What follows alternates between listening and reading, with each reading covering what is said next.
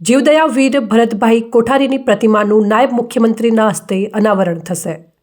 બનાસકાંઠાની ધરા પર જીવદયાની જ્યોત પ્રજ્વલિત કરનાર અને લાખો અબોલ જીવોના રક્ષણહાર સ્વર્ગીય ભરતભાઈ કોઠારીની પુણ્ય સ્મૃતિમાં આવતીકાલે શુક્રવાર તારીખ 26 ડિસેમ્બર 2025ના રોજ શ્રી રાજપુર ડીસા પાંજરાપોળ કાંટ સંકુલ ખાતે એક ભવ્ય સ્મૃતિ વંદના કાર્યક્રમનું આયોજન કરવામાં આવ્યું છે।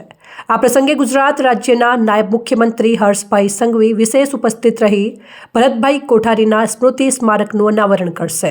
આ કાર્યક્રમનો પ્રારંભ નાયબ મુખ્યમંત્રી હર્ષભાઈ સંઘવી તેમજ સ્વર્ગીય ભરતભાઈ કોઠારીના પરિવારજનોના વરદ હસ્તે સ્મૃતિ સ્મારકનું અનાવરણ કરવામાં આવશે। આ સાથે જ પાંજરાપોળ સંકુલમાં દાતાઓના સહયોગથી નિર્મિત વિવિધ નવીન જનહિતલક્ષી અને પશુ સેવાલક્ષી કામોનું પણ લોકાર્પણ કરવામાં આવશે। સ્વર્ગીય ભરતભાઈ કોઠારીએ 1992થી શરૂ કરેલી જીવદયાની યાત્રામાં 1.40 લાખથી વધુ જીવોને બચાવ્યા હતા। 26 ડિસેમ્બર 2020ના રોજ એક અબોલ જીવને બચાવતા તેમણે શહાદત વહોરી હતી, જેની યાદમાં સ્મારકનું નિર્માણ કરવામાં આવ્યું છે।